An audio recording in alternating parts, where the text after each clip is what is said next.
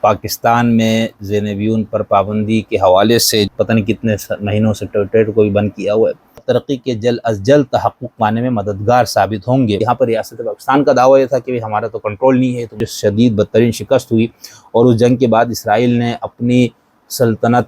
یہ محض بشار حکومت کا وہ تھا، کیونکہ وہ اسرائیل یعنی جو اس کا سب سے بڑا حلیف ہے روس کا، اور جس طرح ان کو قتل کیا گیا بیچارے معصوم نوجوانوں کو، ڈاکٹرز کو، تو اس کے اندر وہ بہت کچھ ہے، یعنی ان کی تکفیر کی گئی، ان کو جہنم میں قرار دیا گیا۔ حجر بن عدی اور حضرت اویس قرنی جیسے نامور بزرگان اسلام اور صحابہ کرام کے مزارات کو دہشت گردانہ حملوں سے بچانے کے لیے اور باقی مقامات مقدسہ کے دفاع کے لیے شام میں انہوں نے اپنی جانوں کی قربانی دی۔ پاکستان میں اہل سنت کے مقدس مقامات اور اہل تشیع کے امام بارگاہوں، مساجد کے علاوہ داتا دربار سے لے کر لال شہباز قلندر، عبداللہ شاہ غازی سمیت سب درباروں کو دہشت گردی کا نشانہ بنانا اسی آئیڈیالوجی کے تین بزرگوں کا نام آتا ہے، ابن تیمیہ،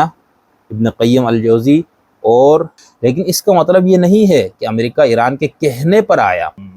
ما قبل جدیدیت کے اپنے اعتراضات تھے۔ زینبیون سے متعلق یہ گفتگو کا دوسرا حصہ ہے۔ پچھلا جو حصہ تھا یا گزشتہ جو پارٹ ہے، اس میں ہم نے پاکستان میں زینبیون پر پابندی کے حوالے سے جو خبر ہے اور اس کی وجوہات، اس پہ بات کی۔ پھر زینبیون کے جو شدید مخالفین ہیں ان کا نقطہ نظر بتایا کہ ان کے خیال میں زینبیون کیا ہے، اس کا بنیادی مقصد کیا ہے، اور پھر ہم نے دو غیر جانبدار لوگوں کی رائے بھی دی کہ جن کو ہم غیر جانبدار سمجھتے ہیں۔ اب آپ ان کو سمجھتے ہیں، یعنی گفتگو آپ نے سنی ہے، تو آپ ٹیبل کے کس طرف ہے اس کے حساب سے آپ فیصلہ کریں گے۔ اگر آپ بھی اپنے گفتگو میں اور اس طرح کی چیزوں کو دیکھنے کے لیے خالص معروضی انداز اور منہج اپنانے کے قائل ہیں، تو پھر آپ کو ٹیبل کے کسی اور طرف بیٹھیں گے آپ مبصر کے طور پر، یعنی ہمدردی یا تو سب سے ہوگی یا کسی سے نہیں ہوگی۔ اب اس حصے میں ہم ان کی شدید حامیوں کا موقف دیں گے، اور اس کے ساتھ ہی ہم خامنائی صاحب، قاسم سلیمانی صاحب اور کچھ اور کی اقتباسات کچھ آپ کو پڑھ کے سنائیں گے، اور ایک اہم ترین کتاب جو کہ کافی دوستوں کی نظر سے وہ کتاب نہیں گزری ہوگی یقیناً، تو اس سے اور وہ کتاب ملتی بھی نہیں ہے، تو اب تو پابندی لگنے کے بعد تو کتاب ویسے بھی نہیں ملے گی، تو اس سے ہم کچھ اقتباسات دیں گے جس سے آپ کو یہ سمجھ میں آئے گا کہ زینبیون کی جو حمایت کرنے والے لوگ ہیں ان کا موقف کیا ہے، وہ کس بنیاد پہ اس تنظیم کی وہ لوگ حمایت کرتے ہیں، اور پھر ہم اس مذہبی استدلال پہ کچھ بات کریں گے جس پر یہ سارا کچھ قائم ہے۔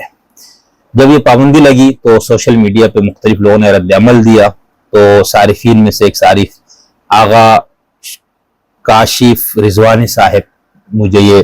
بہت سارے لوگ، لیکن میں نے صرف اس کا انتخاب کیا کہ یہ دیکھنے کے لیے کہ جو حامی لوگ ہیں انہوں نے اس پابندی کو کس طرح دیکھا۔ انہوں نے فیس بک پوسٹ لگائی ہے جس میں نوٹیفیکیشن کی تصویر ہے، اور اوپر انہوں نے لکھا ہے اسلام آباد، اسرائیل مخالف پاکستانی جہادی تنظیم زینبیون۔ ذہن میں رکھیے گا، یہاں پر یہ بات کی ہے، ایک نقطہ ان کا ایک پوائنٹ یہ ہے کہ یہ اسرائیل مخالف پاکستانی جہادی تنظیم، یہ ان کا نام یہ دیا زینبیون کا، اور اسرائیل مخالف پاکستانی جہادی تنظیم کہہ دیا تو سارا کچھ آ گیا اس میں، ٹھیک۔ اسرائیل مخالف پاکستانی جہادی تنظیم زینبیون ایرانی تربیت یافتہ پر پاکستان میں پابندی اور دہشت گرد قرار دے دیا گیا۔ جس تنظیم کی پاکستان میں کوئی موجودگی، منشور یا عملیات تنظیم کا حصہ نہیں، ایسے وقت میں جب اسرائیل کے خلاف عملی کوششوں کا آغاز کیا جاتا تو بہتر ہوتا۔ ہم نے اسرائیل مخالف جماعت کو دہشت گرد قرار دے دیا، اسرائیل کی اس سے بڑی خدمت کیا ہو سکتی۔ اب یہ چونکہ ان کا موقف ہے اور انہوں نے اس کو اس انداز سے دیکھا، ٹھیک ہے، اور نیچے کسی نے، ایک ہی بندے نے اس پہ کمنٹ کیا، انہوں نے لکھا ہے کہ پاکستان میں قابضین امریکہ اسرائیل کے ایجنٹ ہے۔ تو اب آپ دیکھیے گا، اور بہت کچھ ہے، یہ آپ فیس بک پہ، ٹویٹر پہ، اس بدبخت ٹولے جو یہاں پر قابض، انہوں نے پتہ نہیں کتنے مہینوں سے ٹویٹر کو بھی بند کیا ہوا ہے، ان کو خدا ہدایت دینی تو بیڑا غرق کی طرح ان کا۔ خیر، تو اس میں آپ کو یہ تو سمجھ میں آ گیا صرف پہلی لائن سے بھی، اور پھر جو انہوں نے اس پابندی کے اوپر اپنے غصے کا اظہار کیا۔ اب ہم چلتے ہیں، ہمارے پاس ایک یہ ویب سائٹ ہے، اس کے اندر یہ اسلام ٹائمز کے نام سے ہے۔ اس میں ایک بہت طویل مضمون ہے، وہ میں مضمون آپ کو پڑھ کے سناؤں گا۔ آپ نے جنہوں نے پڑھا ہے وہ اس کو اسکپ کر کے آگے کی گفتگو سنیں، اور جنہوں نے نہیں پڑھا ہوا ہے وہ لازمی سنیں، اس سے آپ کو پورا ایک بہترین ان کا موقف سمجھ میں آئے گا جو اس کی حمایت کرنے والے۔ لیکن اس سے پہلے ہم اس ویب سائٹ کا آپ کو تعارف کرائیں گے، اسلام ٹائمز۔ ہمارے ہاں جو عالمی جہادی تحریکات یا عسکریت پسند جو تنظیمیں ہیں، ان میں سے ایک تو وہ ہے جو جن کا مقصد یا پرپز یہ ہے کہ ہم نے بھائی ایک ملک میں، ایک علاقے میں بس مسلح جدوجہد کی بات ایک سسٹم کو لانا ہے، اس کا ہم اسی ملک میں رہیں گے۔ لیکن جو عالمی جہادی تحریکات، عالمی مسلح تحریکات، عالمی انقلابی تحریکات جو ہے آپ کے ہاں، ان کا موقف یہ ہے کہ ہم ایک ملک میں قبضہ کر کے اسٹیٹ کو اسلامی بنانے کے بعد پھر ہم حضور اور خلفاء کے طرز پر خطوط لکھیں گے باقی ممالک کو، اور وہاں پر اسلام کو بطور نظام غالب کرتے جائیں گے۔ اس طرح سے عالمی نظام خلافت کا قیام ہو جائے گا۔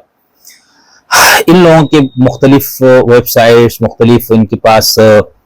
وہ ہے جس کے اندر داعش، ٹی ٹی پی، القاعدہ، ٹھیک ہے، یہ داعش کی تمام دنیا میں جو ان کی شاخیں ہیں، اس کے علاوہ حزب التحریر ہے، ان کا بھی موقف ہے، لیکن ان کا موقف مسلح جدوجہد کا نہیں ہے، وہ نصرت کا ہے، ان کا اپنا تصور ہے۔ تو ان تنظیموں کا جو ان کی ویب سائٹس، اس پہ کوشش ان کی ہوتی ہے کہ تمام جہادی تحریکات کو شامل کیا جائے۔ تو زیادہ چونکہ تحریکات شیعہ تحریکات ہے، تنظیمیں ہیں، تو ان میں انہی کی باتیں ہوتی ہے۔ لیکن اب جیسے القاعدہ، داعش اور یہ لوگ عام طور پر ایک دوسرے کی چیزیں اپنی ویب سائٹس پہ شائع کرتے تھے، اب نہیں پتا۔ تو اسی طرح یہ اسلام ٹائمز ہے، تو اس کے اندر ویسے تو یہ ان کا دعویٰ تو یہی ہے کہ ہم پورے عالم اسلام کی تمام تحریکات کو کور کرتے ہیں، لیکن اس میں چونکہ چلانے والے مجھے لگتے ہیں تشیع سے تعلق رکھنے والے، تو اس میں شیعہ جو عملیات ہے یا ان کی جو تنظیمیں، تحریکات، یا اس حوالے سے جو کام ہو رہا ہے، یہ زیادہ تر انہی کی خبریں اس میں لگتی ہے، انہی پہ تبصرے اور انہی کی تعریف اور توصیف۔ تو اسلام ٹائمز جو ہے اس کا تعارف انہوں نے دیا ہے۔ یہ ویب سائٹ، یہ ان کے اپنے اس سے میں دے رہا ہوں، جو اس ویب سائٹ کا جو ڈائریکٹر ہے ان کی تحریر ہے، انہوں نے لکھا ہے کہ یہ ویب سائٹ جس کا اصلی مرکز لبنان میں واقع ہے، اسلامی بیداری اور اسلام کی عالمی تحریک کے پھیلاؤ کے خاطر صحیح اطلاع رسانی، اسلام کی سیاسی، اجتماعی اور ثقافتی تعلیمات کو عام کرنے اور مذکورہ بالا عناوین سے متعلق تجزیات پیش کرنے کے مقصد سے بنائی گئی ہے۔ اس ویب سائٹ پر روزانہ انتخاب شدہ اہم ترین تجزیات، مضامین، اخبار، رپورٹس، انٹرویوز اور اسی طرح اسلامی بیداری، عدالت پسندی، معنویت اور اسلام کے حقیقی مفاہیم و اقدار کے بارے میں مفید ڈسکشنز پیش کی جاتی ہیں۔ اس کے علاوہ اس ویب سائٹ پر دنیا کے مستضعفین کی مشکلات، ان کے درد اور ان کا حل، اور اسی طرح جدید دنیا میں موجود ثقافتی، سیاسی، اخلاقی اور اقتصادی بحرانوں کے بارے میں بھی مطالب پیش کیے جائیں گے۔ ہمیں دنیا کے مختلف ممالک میں موجود اپنے عزیز اسلام اور مسلمانوں کی سرنوشت کے بارے میں احساس سے وظیفہ رکھنے والا قارئین سے توقع ہے کہ وہ اپنی جانب سے مفید مطالب، مقالات، خبریں، رپورٹس اور اسی طرح اپنی مفید تجاویز، انتقادات اور مشوروں سے نوازتے رہیں گے تاکہ اس ویب سائٹ کو زیادہ سے زیادہ بہتر بنایا جا سکے۔ وظیفہ شناس علماء، ماہرین، تجزیہ نگاران اور اسکالرز کی جانب سے تعاون اور مدد اس ویب سائٹ کو مزید زیادہ بہتر اور مفید بنانے میں انتہائی مؤثر ثابت ہو سکتا ہے۔ ہمیں امید ہے کہ مسلمانان عالم اور مستضعفین جہان مختلف میدانوں میں آپس میں وحدت، مثبت تعاون اور عقل مندی کے ذریعے جدید دور میں عظیم اسلامی تہذیب و تمدن کی احیاء، تعمیر نو اور ترقی کے جلد از جلد تحقق پانے میں مددگار ثابت ہوں گے، اور اس طرح عدالت اور معنویت کی پیاسی دنیا کو وحی محمدی صلی اللہ علیہ وسلم کے پاکیزہ چشمے سے سیراب ہونے کا زمینہ فراہم کریں گے۔ لبنان، ڈائریکٹر اسلام ٹائمز۔ اب اس میں جو مضمون ہے وہ آپ کو میں سنانا چاہتا ہوں۔ مضمون کا عنوان ہے ستار علوی سے زینبیون تک غیرت مند پاکستان کا سفر، نگاہ سلمانی، محمد سلمان مہدی، لکھنے والے کا نام ہے محمد سلمان مہدی، اس کے مصنف ہے، اس مضمون کو لکھنے والے۔ لکھتے ہیں ستار علوی کون ہیں؟ پاکستان کی فضائی افواج کے پائلٹ افسر جنہوں نے 1973 کی جنگ میں عرب ملک شام کے دفاع میں جنگ میں حصہ لیا اور اسرائیلی حملہ آور طیارہ مار گرایا۔ زینبیون کون ہیں؟ ان غیرت مند پاکستانیوں کی تنظیم جو شام کے مقدس مقامات کو اسرائیلی بلاک اور اس کے پراکسی دہشت گردوں کے حملوں سے بچانے کی دفاعی جنگ میں اپنا حصہ ڈالنے گئے ہیں، سمجھے؟ پاکستانیوں کی وہ تنظیم جو شام کے مقدس مقامات کو اسرائیلی بلاک اور اس کی پراکسی دہشت گردوں کے حملوں سے بچانے کی دفاعی جنگ میں اپنا حصہ ڈالنے گئے۔ اب دیکھیں یہاں دو چیزیں ہیں، ایک تو جو اسرائیل والا معاملہ ہے اس کو الگ رکھیے، ان کو مقامات مقدسہ پر حملہ کرنا، بی بی زینب اور اس طرف کی ان کا مسئلہ وہ مسجد اقصی ہیکل سلیمانی اور اس میں ہے، ایک تو یہ۔ دوسرا یہ کہ انہوں نے وہاں پر لڑنے والوں کو اسرائیلی بلاک اور اس کا پراکسی دہشت گرد قرار دے دیا، حالانکہ وہ ایسا یعنی آپ خیر یہ نظریات ہے مختلف۔ ہم نے اپنی کتاب مذہبی انتہا پسندی پر جب مختلف عسکریت پسند تنظیموں کے حوالے سے ہمارے ہاں جو موقف پائے جاتے وہ ہم نے دیے، تو 10 سے 11 موقف ہے لوگوں کے، تو یہ بھی ایک موقف ہے کہ بھائی یہ داعش ٹائپ یہ سب جو ہے نا یہ امریکہ اور اسرائیل ہی کے پیدا کردہ تنظیمیں، تو شاید اس پس منظر میں یہ بات کر رہے ہیں، ورنہ ایسا نہیں ہے۔ یعنی داعش ایک شدید ٹھیٹ سلفی اور وہابی تحریک ہونے کے ناطے ان کے ہاں یہ ہے، وہ قبروں پہ مزارات پہ جہاں پر خاص طور لوگ زیارت کے لیے جاتے ہیں، چاہے وہ بریلوی یا صوفیانہ مکتبی فکر سے تعلق ہو، سنی بزرگوں کے مزارات ہوں یا اہل تشیع کے، وہ اس کے خلاف ہے۔ ہم اس پہ آگے تھوڑی سی بات کریں گے۔ تو یہاں ان کا یہ لکھنا ہے کہ ہم ان کو بچانے کے یعنی زینبیون ان غیرت مند پاکستانیوں کی تنظیم جو شام کے مقدس مقامات کو اسرائیلی بلاک اور اس کے پراکسی دہشت گردوں کے حملوں سے بچانے کی دفاعی جنگ میں اپنا حصہ ڈالنے گئے ہیں۔ شام کی حکومت کے نظر میں ان کی حیثیت وہی ہے جو جناب ستار علوی صاحب کی تھی، یعنی وہاں ان کی موجودگی قانونی ہے۔ اب یہ ستار علوی انہوں نے لکھا کہ پاکستان کی فضائی افواج کے پائلٹ افسر، اس کا مطلب یہ ہے کہ یہ پاکستانی ریاست نے خود بھیجا ہے جو اس وقت تھا، تو اس کو تجویز دینا ان لوگوں سے یہ میرا خیال سے خلط مبحث ہے۔ میں معذرت کے ساتھ اس پہ یہ تبصرہ کر رہا ہوں کیونکہ یہاں سے جو لوگ زینبیون یا اس طرح کی تحریکات یا داعش اور القاعدہ میں جو شامل ہوتے ہیں اس آپ کے ملک سے، ان کا سٹیٹس بالکل الگ ہے، ٹھیک ہے، لیکن ان کا یہ کہنا ہے کہ وہاں پر ان کی موجودگی قانونی ہے کیونکہ وہ ایک حکومت ہے، اس حکومت کی رضامندی سے یا ان کی خواہش سے لوگ وہاں گئے، جبکہ باقی جو آگے بتائیں گے کہ یہ جو داعش اور اس طرح کی جانے والے لوگ ہیں تو وہ ایسا نہیں ہے۔ خیر، ان کا یہ لکھنا کہ وہ ایک قانونی ہے۔ شام ایک آزاد اور خود مختار عرب ملک ہے جہاں ایک علوی صدر ہے، ایک سنی عرب وزیر اعظم ہے اور دیگر اعلیٰ ترین ریاستی حکومتی عہدوں پر اکثریت سنی عربوں کی ہے۔ شام میں باقاعدگی کے ساتھ الیکشن ہوتے ہیں، وہاں عوام کے براہ راست ووٹوں سے منتخب اراکین پر مشتمل پارلیمنٹ ہے، وہاں کا صدر بھی عوام ہی کی براہ راست ووٹوں سے منتخب ہوتا ہے۔ جس وقت ستار علوی نے شام کی دفاعی جنگ میں حصہ لیا تھا تب بھی ایک علوی ہی شام کا صدر تھا، اب جب زینبیون وہاں ہے تب بھی ایک علوی ہی شام کا صدر ہے۔ اب پرابلم کیا ہے؟ پرابلم اسرائیلی بلاک اور اس کے جھوٹے مبلغین ہے۔ اب دیکھیں یہ جو جھوٹے مبلغین اسرائیلی بلاک کہہ کر پھر کن پہ یہ پوری بات جاتی ہے، ہم نے اس سے پہلے اس سے میں شدید مخالفین اور کچھ جو غیر جانبدار مبصرین کا ہم نے اسی لیے آپ کو دیا تھا تاکہ آپ کے سامنے وہ موقف بھی ہو۔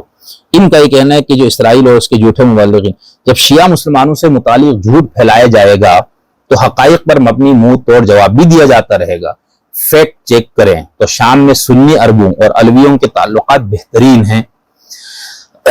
علوی صدر کی زوجہ سنی عرب ہے، سنی اور علوی مرد خواتین کے مابین شادیاں وہاں کا عام رواج ہے، وہ عرب ہیں اور اسی شناخت پر ان کا اصرار ہے، لیکن پاکستان میں کاذبین یعنی جھوٹوں کے ٹولے عرب ملک شام سے متعلق اتنا جھوٹ بولتے ہیں کہ الامان والحفیظ، اس لیے فیکٹ چیک کرتے ہیں اور زینبیون سے متعلق حقائق کی تہ تک پہنچتے ہیں۔ چونکہ یہ پاکستانی ہے اور ان کے خلاف اردو زبان میں جھوٹ پر مبنی غلط معلومات کی بہتات ہے، اسی لیے ہم اس معاملے کو پاکستان ہی کے تناظر میں دیکھیں تو بات تو بھی بآسانی سمجھ سکتے ہیں کہ حقائق کیا ہے۔ سب سے پہلا سوال یہ ہے یہاں سے کہ کیا کسی پاکستانی کا کسی دوسرے ملک جا کر جنگ لڑنا کیا زینبیون کوئی پہلی تنظیم ہے جس نے یہ کام کیا ہے؟ تو اس کا جواب ہے بالکل نہیں، بلکہ حقیقت یہ ہے کہ پاکستانیوں کی بہت سے دیوبندی اور وہابی و اہل حدیث مسلک مذہبی تنظیموں نے افغانستان میں جا کر جنگ میں حصہ لیا ہے، لیکن دونوں میں فرق یہ ہے، اب یہ بہت بات کریں گے، کہ زینبیون نے جس ملک جا کر یہ کام کیا ہے اس کی حکومت و ریاست کی اجازت سے کیا ہے، لیکن جو پاکستانی افغانستان کی جنگ میں حصہ لینے گئے تھے وہ اس ملک کی حکومت کے خلاف جنگ لڑنے گئے تھے، اور در حقیقت وہ امریکی حکومت کی قیادت میں لڑی جانے والی مغربی زائنسٹ بلاک کی سویت بلاک کے خلاف ایک پراکسی وار تھی، اور اس کے اعتراف امریکی CIA کہ اس وقت کے ایک افسر گیری اسکروئن نے اپنی کتاب دی فرسٹ ان میں کیا ہے۔ امریکی زائنسٹ بلاک کے وہ پراکسی پاکستانی مجاہدین کہلائے، نہ تو یہ پاکستانی افغانستان میں کسی مزار شریف کو بچانے گئے تھے اور نہ ہی کسی اور مقدس مقام کو۔ اب یہ جو مثال انہوں نے دی یہ ایک لحاظ سے تو بالکل درست ہے کہ بھئی آپ کے ملک نے پراکسی وار میں حصہ لیا اور اس کا نتیجہ بھی آپ نے بھگت لیا، اور اب جو ایران اور اس طرح کے ممالک جو کر رہے ہیں یہ بھی نتیجہ بھگتیں گے۔ اور جو ایران میں اب جو پچھلے دن قاسم سلیمانی کے پچھلے سال آپ دیکھیں سب سے بڑا خودکش حملہ ہوا، 100 سے زائد افراد اس میں شہید ہوئے، اور پھر اس کے بعد دوبارہ ہوا، اور اب وہاں پر خواہش ان کی، کوشش ان کی، ان کا منصوبہ، ان کا یہ سارا پلان تو یہی ہے کہ یہ جنگ ہم باہر ہی رکھیں اپنی سرحد سے، لیکن ہوتا نہیں ہے۔ یہ خان عبدالغفار خان رحمۃ اللہ علیہ سے متعلق جو ہمارے ایک بات مشہور ہے کہ پڑوس میں آگ لگا کر آپ یہ نہ سوچے کہ آپ تک آگ نہیں پہنچے گی، آگ میں پہنچنی ہے، وہ اپنا ایک طریقہ آگ کا ہوتا ہے پہنچنے کا۔ خیر، تو یہ آپ نے افغان جنگ میں جو کچھ کیا، ریاست اس میں شامل تھی، امریکہ کی پشت پناہی سے یہ سب کچھ ہوا، اور آپ کا ڈکٹیٹر فوجی جو ہے وہ اس کے ساتھ مل کے اس نے ساری لڑائی لڑی، لیکن اس وقت نعرہ کیا تھا؟ پوری دنیا کے خدا پرستوں متحد ہو جاؤ۔ کس نعرے کے مقابلے پہ تھا؟ دنیا کے مزدوروں متحد ہو جاؤ۔ ٹھیک ہے، اس میں مذہب کارڈ کھیلا گیا، اور اس مذہب کارڈ کو کھیل کر آپ کے ہزاروں نوجوانوں کو وہاں پر لے جایا گیا، پورے عرب دنیا سے مجاہدین وہاں پر آئے، جنہوں نے وہ مقصد کیا تھا کہ افغانستان ایک اسلامی ملک ہے، اس پر جو کمیونسٹ رشیا کا یا روس کا جو قبضہ ہے وہ ہم نہیں قبول کریں گے، ہم اس کو ختم کریں گے۔ تو ایک مذہبی اس کا پورا ایک بیانیہ تھا نا، لیکن اس میں پاکستان کی جو شمولیت ہے وہ بالکل، اب اس کو سب لوگ ابھی بھی تنقید کرتے ہیں، جو اس وقت اس کے بہت حامی تھے وہ باتیں سارے اس کے اوپر بات کرتے ہیں۔ تو یہ ایک مثال اس طرح سے ہے۔ تو دوسرا، اس میں ریاست پاکستان کی رضامندی شامل تھی، بلکہ وہ ریاست پاکستان خود اس جنگ کا حصہ تھی۔ ٹھیک ہے، ایک ان کا یہ کہنا۔ تو اب جو زینبیون یا اس طرح کی تنظیموں میں جو لوگ داعش یا القاعدہ میں جو لوگ اب جا رہے ہیں، بات میں جا رہے ہیں افغان جہاد کی بات، اس میں تو ریاست میں آپ نے دیکھا نا کس طرح وہ اب گلے میں پڑ گئے لوگ، اور پھر کیسے ان کی بےخونی کے لیے ان کی ابھی تک جنگ چل رہی ہے۔ اور اس کے علاوہ آپ کشمیر جہاد کا بالکل مثال دے سکتے ہیں۔ کشمیر جنگ کی جو مثال ہے وہ بھی عینی وہی ہے جو اس وقت زینبیون، فاطمیون یا عراق کی کچھ تنظیموں کے ذریعے ایران جو ہے وہ بقول ان لوگوں کے ایران اپنے پراکسی وار لڑ رہا ہے، اور اس کو مذہب کا نام دیا گیا ہے۔ آپ اس کو یوں دیکھیں کہ نہیں، وہ ہے واقعتاً مذہبی لڑائی، مقدس مقامات کا دفاع، سب کچھ یہ اسرائیل مخالف بھی، جہادی تنظیم بھی اس طرح سے بنا دیا، تو جو بھی ہے، لیکن اس کے اندر پھر اس کی تشبیہ پوری یہاں پر ہوگی، یعنی یہاں پر لیکن ایک لحاظ سے اس طرح سے تشبیہ نہیں بھی بنتی۔ یہاں پر ریاست پاکستان کا دعویٰ یہ تھا کہ ہمارا تو کنٹرول نہیں ہے، تو مجاہدین ہے، تو کشمیر کی جہادی تنظیمیں، حالانکہ ایسا اس طرح وہاں کی تنظیمیں بھی تھی، لیکن آپ کے یہاں کی بہت زیادہ تنظیمیں تھیں جو اس وقت جہاد میں شامل تھی، اور ریاست کی طرف سے چشم پوشی بھی کیا بلکہ ان کا ساتھ تعاون تھا۔ خیر، آگے لکھتے ہیں صاحب تحریر، پاکستانی بوسنیا بھی گئے اور کچھ فرق کے ساتھ دیگر ممالک بھی جاتے رہے،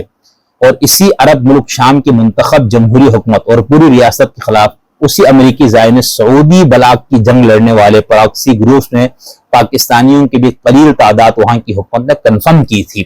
حتیٰ کہ چائنا سے بھی جتھے گئے، اور چائنا کی حکومت نے ان کے خلاف شام کی حکومت کے ساتھ مل کر کاؤنٹر اقدامات بھی کیے۔ عرب ملک شام کے خلاف حکومت کے ساتھ مل کر کاؤنٹر اقدامات بھی کیے۔ عرب ملک شام کے خلاف اس سازش کے اعتراف اس وقت کی امریکی وزیر خارجہ ہیلری کلنٹن نے اپنی یادداشتوں پر مشتمل کتاب ہارڈ چوائسز میں کیا۔ اس دور میں لیون پنیٹا CIA کے سربراہ بھی رہے اور وزیر دفاع بھی۔ انہوں نے وردی فائٹس نامی اپنی یادداشتوں پر مشتمل کتاب میں تحریر کی، یعنی یہ امریکی، اسرائیلی اور عرب اور نیٹو اتحادی ممالک کے مشترکہ پراکسی وار ہے جو شام کی عرب جمہوری ریاست و حکومت کے خلاف لڑی جا رہی ہے۔ اب یہ اس طرح عرب کی جمہوری ریاست و حکومت تو بابا یہ ان کا مسئلہ ہے، یعنی قومی ریاستیں ہیں، اور اس کے بعد ٹھیک ہے وہاں پر اگر لوگوں کو یہ لگتا ہے کہ ایک صدر 40 سال سے 20 سال سے 30 سال سے بیٹھا ہوا ہے تو ہم اس کو ختم کریں گے۔ اب مصر میں کیا ہوا تھا؟ مصر میں یہی ہوا، ٹھیک ہے. اس کے بعد مرسی صاحب صدر بنے, انتخاب سے آئے, لیکن اس کے بعد ان کے ساتھ بھی وہی ہوا. اسی طرح اپنا لیبیا میں آپ دیکھیں, پھر عراق کی بھی مثال ہے. تو وہ اس طرح سے جب آپ کریں نا, آپ ٹیبل کے کس طرف ہے تو آپ حقائق کو کس انداز سے پیش کرتے, تو انہوں نے ان کو اس طرح سے دیا. آگے لکھتے ہیں شام سے یہ ممالک کیوں ناراض ہے. اب یعنی بھئی عرب ممالک اور یہ سب کو شام سے کیا مسئلہ ہے. لکھتے ہیں کیونکہ واحد عرب ریاست ہے جو فلسطین کی آزادی کے کاج سے مخلص ہے. شام کے ایک حصے جولان پر اسرائیل کا غیر قانونی قبضہ ہے. اب دیکھیں اسرائیل کے معاملے پہ تمام عرب ملکوں نے مل کے جو جنگ لڑی اور اس میں جو شدید بدترین شکست ہوئی, اور اس جنگ کے بعد اسرائیل نے اپنی سلطنت کے, اپنے ملک کے جو سرحدوں کو مزید بڑھایا. تو وہ ایسا ہے نا, اس طرح نہیں کہ عربوں نے کچھ نہیں کیا. عربوں نے اس وقت بہت اس کو بنایا تھا, شاہ فیصل وغیرہ نے, اور اس وقت پورے اسلامی بلاغ کا پورا ایک تصور سارا کچھ تھا, لیکن نہیں کامیابی ہوئی. ٹھیک ہے, جو بھی تھا. تو اب یہ کہنا یعنی اب ٹھیک ہے, اب جو عرب ممالک ہے ان کے تصورات تبدیل ہو گئے. بھائی اتنا عرصہ مسئلہ حل نہیں ہو رہے, جنگ ہو رہی ہے, بچے مر رہے, تو ان کا یہ ہوگا کہ کوئی پرامن تصفیہ نکالے. لیکن اب چونکہ اس پورے جنگ اور جہاد اور اس کا جو پورا اس وقت جو مالک ہے حقیقی ایک واحد علمبردار وہ ایران ہے, تو پھر اب دیکھتے ہیں انشاءاللہ ایران کس طرح سے اپنا کارنامہ دیتا. ابھی تک تو کوئی کارنامہ نہیں دکھایا. خیر آگے ہے. دوسری بڑی وجہ یہ ہے کہ مقبوضہ عرب علاقوں کی اسرائیل کے غیر قانونی قبضے کو آزاد کرنے والی حماس حزب جہاد اسلامی اور حزب اللہ کی مدد بھی کرتی ہے. جب اردن میں حماس کے خالد میشال کے کان میں زہر ڈال کر مارنے کی کوشش کی گئی تھی, تو یہ عرب ملک شام ہی تھا جس نے حماس کی قیادت کو محفوظ پناہگاہ دی. شام پر امریکی زائنس عربی غربی بلاک کا دباؤ یہ بھی ہے کہ وہ فلسطین اور لبنان کے مقبوضہ علاقوں کی آزادی کے لیے سرگرم مسلح تحریکوں کی حمایت اور مدد نہ کرے. اس زاویے سے دیکھا تو زینبیون غیرت مند پاکستانی قوم کی طرف سے آزادی بیت المقدس کی جنگ ہی کے ایک محاذ پر مصروف عمل ہے. یہ ذہن میں رکھنا کہ ٹیبل کے کس طرف ہے آپ, اور کس طرح سے پھر آپ حقائق کو دیکھتے ہیں, چیزوں کو دیکھتے ہیں. یہاں پر آپ دیکھ لیں, چونکہ یہ اس پوری تحریک اور اس کے شدید حامی, تو اس لیے انہوں نے ہر چیز کو اسی اینک کے ساتھ اس کو ثابت کرنے کی ان کی خواہش یا کوشش ہے. خیر آگے لکھتے ہیں یعنی بیت المقدس کی آزادی کی جنگ یا اس کے لیے بھی انہوں نے اس کو قرار دے دیا. خیر سوال تو ان سے ہونا چاہیے کہ جو بیت المقدس کی آزادی کی جنگ لڑنے والوں پر جھوٹے الزامات لگا کر عوام الناس کو گمراہ کر رہے ہیں. ہم آگے تھوڑی بات کریں گے, یہاں پر ضمناً کر لیتے کہ بھئی اگر یہ مراجع کا فتویٰ اور ایرانی علماء ریاست خامنہئی صاحب ان سب کے وہ تھا, اور اس کی بنیاد پہ اتنے لوگ گئے, اور وہ بھی دیکھیں نا آپ, یہ بھی دیکھنا پڑے گا کہ خود ایران کے کتنے لوگ گئے اس میں. ایران, حالانکہ میں جب اس مرتبہ ایران گیا تو کئی مکتبوں پر, کتاب کی دکانوں پر کئی کتابیں, یعنی چھوٹے چھوٹے کتابچے اس طرح کہ شہداء کے نام سے, تو اس کا تو ایران سے بھی بچے گئے ہیں, نوجوان گئے ہوں گے مذہبی جو ذہن رکھنے والے ہیں. لیکن اس وقت جو موضوع بحث ہے وہ زینبیون ہے جس میں پاکستانی لوگ تھے, اور پھر فاطمیون جس میں افغانیوں کو ڈالا گیا, یا اس میں وہ لوگ شریک ہوئے. ٹھیک ہے, تو اب اس میں اس وقت اگر یہ فتویٰ دے دے دوبارہ ہمارے علماء مراجع, یہاں کے سنیوں کے مفتیان, ادھر تشیع کے مفتیان, ادھر سے وہ دوسرے, اور پھر کرے, اب تو ماشاءاللہ سے وہ پوری پٹی آپ کی ہو جائے گی, اور اس کے بعد آپ جنگ کرے. اور 2025 میں ویسے خامنہئی صاحب نے شاید ٹائم دیا ہو اسرائیل کی نابودی کا, تو بہترین موقع ہے. اب ان کا یہ کہنا کہ زینبیون, دیکھیں ہم نے پہلے ہی بات کی, آگے دوبارہ اس کو دیکھیں گے کہ اس کا ٹائٹل ہی یہی تھا, نام ہی یہی تھا, مقصد ہی یہی تھا. ٹھیک ہے, یعنی جو اس کے حامی ہے ان کے اندر سے بھی میں آپ کو بتا رہا ہوں نا, وہ یہی تھا کہ دفاع مقامات مقدسہ. ٹھیک ہے, اچھا پھر اس میں انہوں نے یہ سارے مسئلہ بھی ڈال دیا. جو اس تنظیم کے مخالف انہوں نے اس کو بالکل دوسرے رنگ سے دیکھا کہ بھئی اس میں دفاع مقدسات یہ سب کچھ بھی نہیں ہے, یہ محض بشار حکومت کا وہ تھا, کیونکہ وہ اسرائیل یعنی افغان جو اس کا سب سے بڑا حلیف ہے روس کا اور ایران کا, تو وہاں پر وہ ایک وہ جنگ ہے نا مغرب اور وہ سارا کچھ. تو وہاں پھر یہ بھی ہے کہ آپ کس کیمپ کے اندر موجود ہے, یہ لوگ الگ کیمپ ہے, وہ امریکہ اور اس کا الگ کیمپ ہے, تو اس سے بھی یہ چیزیں سمجھ میں آتی ہے, ہو جاتی ہے. لیکن اب اس میں انہوں نے اس کو صرف مقامات مقدسہ تک اس کے حامی لوگ بھی نہیں رکھ رہے, یعنی اس کو یہ لوگ پھیلاتے جا رہے ہیں, بیت المقدس کی آزادی, اسرائیل کی نابودی, فلانا یہ سب کچھ. حالانکہ نعرہ یہی دیا گیا, نام یہی دیا گیا. ہم آگے ایک بہت اہم کتاب کا میں نے حوالہ دینا ہے جس کو آپ نے لازمی سننا ہے, جس سے باقاعدہ بتایا گیا کہ بھئی داعش اور یہ لوگ 500 میٹر کے فاصلے پہ تھے, بی بی زینب کے مقبرے کو انہوں نے شہید کرنا تھا, سارا کچھ تھا, اور یہ سارے ان مقدس ہستیوں کے مقابر کے حفاظت کے نام پر گئے. لیکن جب اعتراضات ہوئے یا چیزیں ہو رہی تو اس کو انہوں نے پھیلا دیا لکھنے کی حد تک. آگے لکھتے ہیں ایک تو یہ خود اسرائیلی بلاک کے دفاع میں مصروف رہتے ہیں اور دوسرا پاکستانی قوم کے اچھے امیش کو دہشت گردی اور تکفیریت سے داغدار کرتے ہیں۔ ان میں اور زینبیون دونوں میں بہت بڑا فرق ہے۔ داعش، القاعدہ، سپاہ صحابہ، لشکر جنگوی یعنی مولوی لدھیانوی، اورنگزیب فاروقی، معاویہ اعظم اور آن جہانی، ملک اسحاق وغیرہ کی، یہ سب پاکستانیوں کے قاتل دہشت گرد تنظیمیں ہیں۔ بالکل ٹھیک، ان کا موازنہ نہیں ہو سکتا، لیکن اس کے بعد جو زینبیون سے ٹریننگ کر کے آنے والے کچھ نوجوانوں کی گرفتاری اور ان پہ کچھ لوگوں کے قتل پر جو الزامات ہیں، تو اس سے پھر یہ دوبارہ مسلکی بنیاد پر ملک میں جو ٹارگٹ کلنگ ہے، یہ اگر درست ہے یہ الزامات یا یہ چیزیں، تو اس صورت میں کہہ رہا ہوں۔ اب یہ کہہ رہے کہ بھئی یہ آپ لدھیانوی گروپ، داعش اور ان سے کیا ملاتے ہیں؟ یہ سب پاکستان کے قاتل دہشت گرد تنظیمیں ہیں۔ یہ جی ایچ کیو، پاک فضائیہ اور پاک بحریہ کی تنصیبات پر دہشت گردانہ حملے کرنے والی تنظیمیں ہیں۔ انہوں نے سنی تحریک کے قائدین کو شہید کیا ہے، انہوں نے شیعہ مومنین کو شہید کیا ہے، انہوں نے مساجد، مزارات، کلیسا، مندر سبھی پر دہشت گردانہ حملے کیے ہیں۔ انہوں نے سری لنکا کی کرکٹ ٹیم کو نہ بخشا، انہوں نے پاکستانی فوجیوں اور پولیس اہلکاروں کو نہ بخشا۔ ان کی دہشت گردی سے پورا پاکستان تباہ ہوا۔ یہ افغانستان میں امریکی جنگ کے ایندھن بنے تو پاکستان کو 80,000 جانوں کا نقصان ملا، $200 بلین کا مالی نقصان ملا، نفرتیں، تعصبات، آدم بو، بم بارود، وحشی مولوی اور ان کے جنونی پیروکار ملے۔ اسلام، مسلمانوں اور پاکستان تینوں کو عالمی سطح پر بدنام کیا گیا۔ قائد اعظم محمد علی جناح اور علامہ اقبال کے عظیم نظریاتی پاکستان کے صاف امیج کو پر دہشت گردی اور جنونیت کا ایسا داغ، ایسا دبا لگا دیا کہ جو مٹائے نہیں مٹ رہا، اتارے نہیں اتر رہا۔ افغانستان اور پاکستان میں مذہبی دہشت گردی کا بانی سعودی عرب ہے۔ سعودی شہریوں کی القاعدہ تنظیم امریکہ کی افغان پراکسی وار کے دوران بنی اور اسی دور میں حق نواز جنگوی لعنت اللہ علیہ کی تکفیریت ظاہر ہوئی۔ پڑھے لکھے جاہلوں سے پوچھے تو کہیں گے کہ ذلت جنگ کے شیعہ زمینداروں کی وجہ سے انجمن سپاہ صحابہ بنی۔ فرض کر لیں کہ اگر ایسا ہی تھا تو ذلت جنگ کے شیعہ زمیندار فیصل صالح حیات کے ساتھ حق نواز جنگوی کی مشن کا جانشین، مولوی لدھیانوی کا پیشرو اور معاویہ اعظم کا باپ اعظم طارق پرویز مشرف کی جرنیلی حکومت میں ایک ساتھ کیسے بیٹھ گئے؟ کوئی شرم، کوئی حیا ہوتی ہے؟ اور اسی پر بس نہیں کرتے، یہ آج تک کن کے خلاف بولتے ہیں؟ ان شیعہ اسلامی مراجعین اور خاص طور پر ولی فقیہ امام خامنائی صاحب کے خلاف کہ جنہوں نے امہات المومنین کی اہانت کو حرام قرار دے دیا ہے۔ اب اس کے اندر ٹھیک ہے یہ جنگوی اور یہ سارا تکفیری ٹولہ، اور تکفیری کا ٹائٹل آپ انشاءاللہ سے جب بات کریں گے تو ہم دیکھیں گے کہ تکفیری تو سارے ہی ہے، شیعہ سنی سب تکفیری گروہ ہے، اور جن جن حضرات تک تکفیر کی اپنا لہر جاتی پھر آپ دھمی رہ جائیں گے۔ اب یہ بات کرنا کہ بھئی یہ سعودی عرب یہ سب صحیح ہے، یہ پراکسی وار میں یہ سارے شیطان لوگ ملوث ہوتے ہیں، اس میں کوئی دو رائے نہیں ہے، لیکن اس کے بہرحال کچھ فقہی اور کچھ کلامی بنیادیں ہیں، اور پھر خاص طور پر اہل تشیع کے اوپر جو حملے ہوتے ہیں، جس طرح ان کو قتل کیا گیا بیچارے معصوم نوجوانوں کو، ڈاکٹرز کو، انجینئرز کو، ٹھیک ہے نا، لیکن یعنی اب وہ کچھ چیزیں اس طرح ہے جس کا دیکھے آیت اللہ عاصم محسنی صاحب کوئی سنی نما شخص بھی نہیں تھے، بہت بڑے آیت اللہ العظمیٰ، ان کا اپنا کہنا ہے جب انہوں نے بحار الانوار کی تخریج کی اور اس کا بالکل 4 سے 4.5 جلدوں میں اس کو کر دیا 110 جلدوں سے، ٹھیک ہے، نشرات بحار الانوار،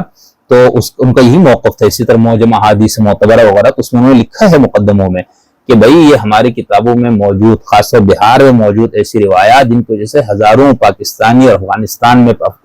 شیعہ لوگ مارے گئے۔ کیا مطلب؟ یعنی ایسی روایات، اس قسم کے فتاوا، ایسی چیزیں موجود ہے ان شخصیات کے حوالے سے جس کو سواد اعظم یا دوسری طرف کی جو لوگ ہیں ان کے لیے وہ اپنے ماں باپ سے بڑھ کر ہیں، ٹھیک ہے۔ اب ظاہر سی بات ہے اہل تشیع کا اپنا ایک نیریٹو ہے اس پہ، یعنی آپ کو ان کو یہ بتایا گیا، ان کی کتابوں میں لکھا ہوا ہے، یہاں پر سنی ہے تو ان کی کتابوں میں بہت سی ایسی چیزیں لکھی ہوئی ہے، تو اہل تشیع کا بھی اس میں اپنا ایک موقف ہے کہ بھئی یہ وہ لوگ تھے جنہوں نے ظلم کیا اہل بیت پہ، بی فاطمہ پہ، دروازہ گرایا، آگ لگائی، سمجھے نا، حمل گرا دیا۔ تو بابا جب ایک شخص کا بچپن سے ہی اس پر اس کی پرورش ہو تو اس شخص کے لیے ان ہستیوں یا ان اشخاص کے لیے لعنت اور گالم گلوچ کے علاوہ وہ کیا ان کی چیز بن سکتی ہے نا، ایسا نہیں ہے۔ لیکن بہرحال جو مراجی نے حرمت کا فتویٰ دیا اور اس میں بھی یہی ہے توہین مقدسات اہل سنت کی توہین، اور وہ حرام کس بنیاد پر ہے؟ بھائی کہ آپ کی کتابوں میں ائمہ معصومین سے دونوں طرح کی چیزیں مل جاتی ہے، ٹھیک ہے، حمایت میں بھی ان کی مخالفت میں بہت سی چیزیں ڈالی گئی ہے۔ اب یہ الگ بات ہے کہ کتنی ضعیف موضوع ہے کیا صحیح ہے، ہم اس پہ ابھی پڑھتے ہی نہیں. ہم صرف جو موجود چیزیں ان کو دیکھتے ہوئے، تو اس کے اندر وہ بہت کچھ ہے، یعنی ان کی تکفیر کی گئی، ان کو جہنمی قرار دے دیا گیا، مرتد قرار دے دیا گیا، سارے بہت سارے کچھ ہے. آپ اس کی دوسری تعویل، تیسری تعویل، توجیہ بھی موجود ہے، وہ کرتے بھی ہیں لوگ، لیکن بہرحال یہ چیزیں موجود ہیں. تو ان بنیادوں پہ ظاہر سی بات ہے اب کسی کے جذبات کو بھڑکانا بہت آسان ہے. ٹھیک ہے، ان کو یہ کہا جائے بھائی جس کو تم پیغمبر کا افضل ترین مانتے ہیں، ان کے جان چھڑکنے والے یہ اصحاب تھے، اور ان کے دیکھو شیعوں نے ان کے بارے میں. تو بہرحال یہ ٹھیک ہے، ان تنظیموں پہ بھی لعنت بھیجنی چاہیے، ان کی مخالفت بھی کرنی چاہیے. مذہبی اور مسلکی شدت پسندی اور اس کے نتیجے میں دہشت گردی کی کوئی بھی شکل ہو، انفرادی سطح پر ہو یا کوئی تنظیم بنا کر ہو، اس کی حمایت نہیں ہونی چاہیے، چاہے وہ زینبیون نام سے ہو، فاطمیون نام سے ہو، داعش کے نام سے، کسی بھی نام سے. جب آپ ایک کی حمایت کرتے ہیں اور اس کو درست سمجھتے ہیں اپنے مسلک کی عینک سے، تو پھر دوسرے کو آپ کس بنیاد پہ غلط قرار دیں گے؟ اس لیے قومی ریاستوں میں رہتے ہوئے آپ کو ایک نظم کی پابندی سے چلنا ہے. بہت ساری چیزوں سے ہمیں اور آپ کو اختلاف ہو سکتا ہے، ہوتا بھی ہے، لیکن اس کا مطلب یہ نہیں ہے کہ آپ پھر انفرادی طور پر جہادی تنظیمیں بنا کر پراکسی وار لڑے، یا آپ جو ہے وہ انفرادی طور پر اٹھ کر کسی کو گستاخ، کسی کو اہل بیت کا یا رسول کا یا صحابہ کا گستاخ قرار دے کر ان کی گردنیں اڑائے. میں یہاں پر جنہوں نے بات کی اس حوالے سے میں نے بتایا کہ یہ بھی اپنی جگہ ہے سب کچھ، لیکن اس کے ساتھ اس کی کچھ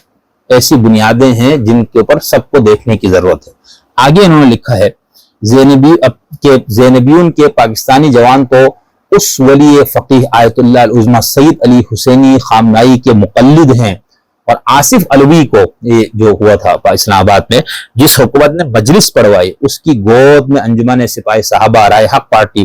اسی کے ساتھ بیٹھی ہوئی ہے اور اسی حکومت کی تائید کرتی ہے. کل عدم اور دہشت گرد ہونے کے باوجود ریاست پاکستان پاکستانیوں کے ان قومی قاتلوں کو پروٹوکول دیتی ہے، اور یہ پاکستانی قوم کے سفاق قاتل دہشت گرد زینبیون کے خلاف جھوٹ بول بول کر اسرائیل اور سعودی عرب کی بولی بولتے ہیں. یہ سعودی سفیر کے مہمان بنتے ہیں. کھیل تو شروع سے واضح ہے، لیکن دوسرے اوپر الزام ہے کہ آپ ایرانی سفیر کے مہمان بنتے ہیں. ٹھیک، خیر،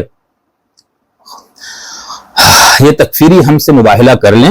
اس بات پر کہ شام میں سعودی عرب سمیت اسرائیلی بلاک کے ان مسلمان نما عرب ممالک سے زیادہ جمہوریت اور آزادی ہے. تو میرے اردو زبان دوستوں اور خاص طور پر میرے پاکستانی بھائیوں اور بہنوں، ان کے جھوٹ کو پھیلانے سے گریز کرے، کیونکہ اللہ نے کاذبین پر لعنت کی ہے، لعنتی بننے سے بچے. زینبیون عالم اسلام و عرب میں پاکستان کا ناز ہیں، پاکستان کا فخر ہیں. یہ جناح و اقبال کی نظریاتی مملکت کے غیرت مند فرزند ہے. یہ پاکستان کے لیے خطرہ نہیں بلکہ حقیقی دفاعی لائن ہے. یہ ستار علوی کی میراث کے وارث ہیں. ستار علوی زینبیون ام المومنین بی بی خدیجہ الکبریٰ اور جناب سیدہ فاطمہ زہرا سلام اللہ علیہما کے روحانی بیٹے ہیں. یہ بی بی زینب سلام اللہ علیہا حرم آل رسول کے دفاع کی جنگ میں پاکستان کی نمائندگی کرتے ہیں. حجر بن عدی اور حضرت اویس قرنی جیسے نامور بزرگان اسلام اور صحابہ کرام کے مزارات کو دہشت گردانہ حملوں سے بچانے کے لیے یہ پاکستانی زینبیون تاریخ اسلام کے ماتھے کا حسینی جوہر ہے. انہوں نے پاکستانی قوم کا سر فخر سے بلند کر دیا ہے. اب اگر عرب اسٹریٹ پر، عرب رائے عامہ میں، فلسطین میں، بیت المقدس میں مسلمانوں عربوں کی نظر میں پاکستان کا اچھا امیج ممکن ہے تو وہ انہی زینبیون کے دم سے ہے، ورنہ تو سوائے تکفیری دہشت گردی کے پاکستان کی عالمی سطح پر اب کوئی دوسری پہچان ہے ہی کب. خیر،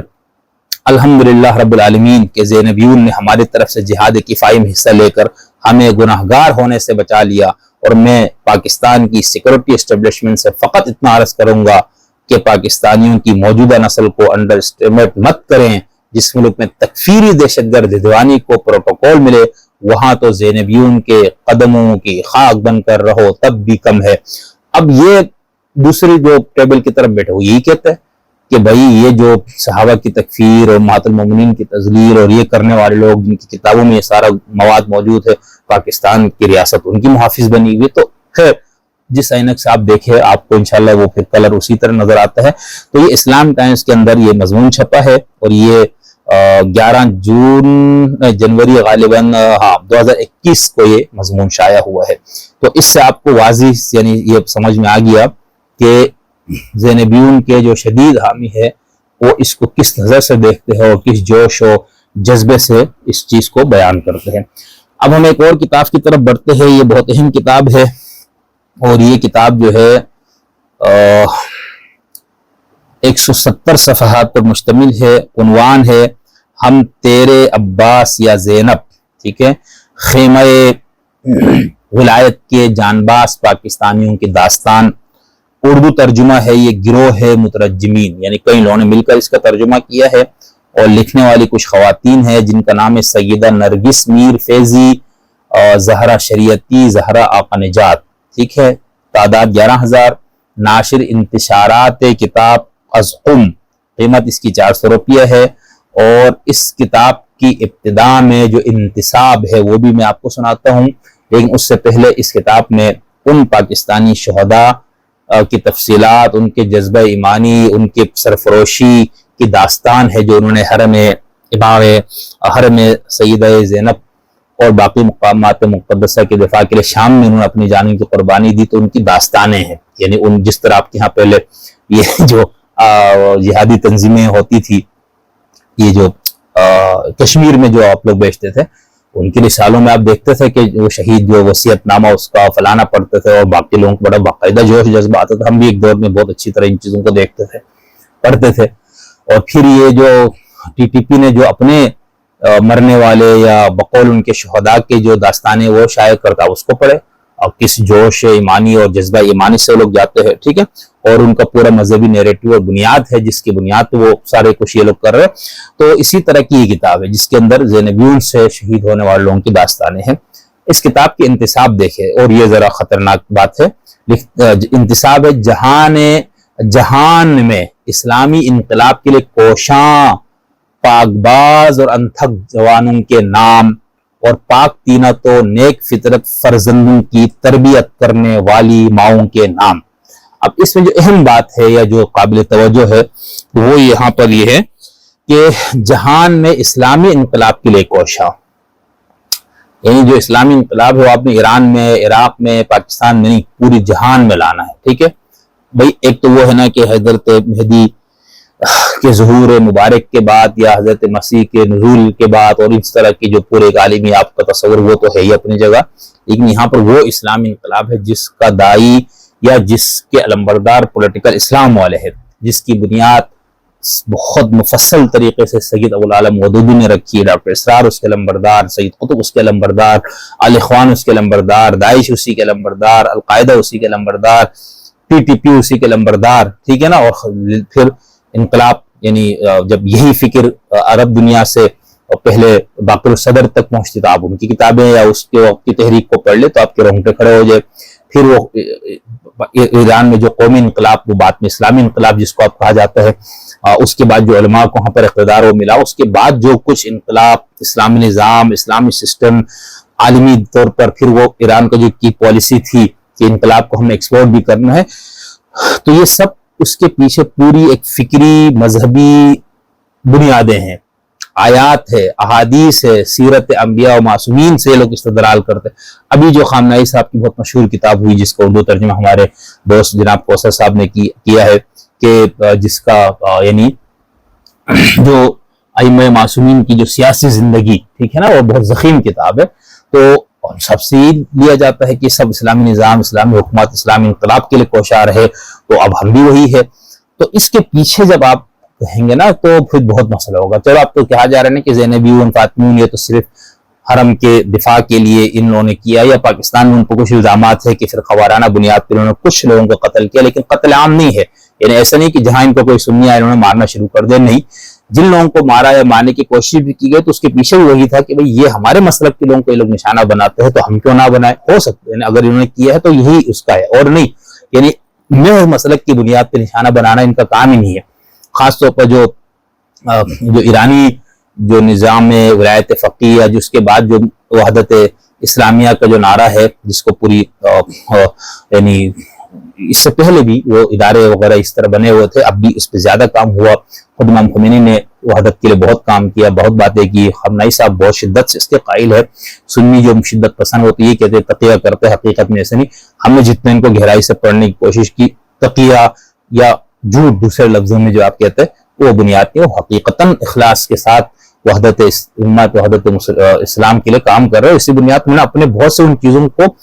پر پابندی لگائی دی، حرمت کا فتویٰ دیا جو شیعہ کے مسلمات میں سے جن کو سمجھا جاتا تھا، یعنی جس میں یہ تھا کہ اگر شیعہ ہے تو یہ یہی کہے گا، اس کی زبان یہی ہوگی ان لوگوں کے لیے، یہ لعنت ہی کرے گا، یہ بدترین توہین ہی کرے گا. تو ان کو ختم انہوں نے کہا نہیں بھائی ہماری طرف سے اجازت نہیں، حرام ہے. تو کہنے کا مطلب ہے کہ یہ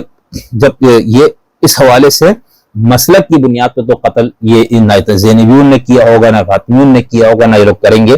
البتہ یہ جہان میں اسلامی انقلاب ہے نا، اس کا یہ وہ ہے، یعنی اگر یہ چیز جس انداز سے شیعہ نوجوانوں میں چیز آ رہی ہے، اور پاکستان میں نے آپ سے کہا کہ فکر خمینی کے حقیقی علمبردار اس وقت جو ہے وہ آغا سید جواد نقوی صاحب حفظہ اللہ تعالی ہے، اور یہ بات کسی عقیدت اور محبت کی بنیاد پر نہیں، یہ علی وجہ البصیرت ہے یہ بات.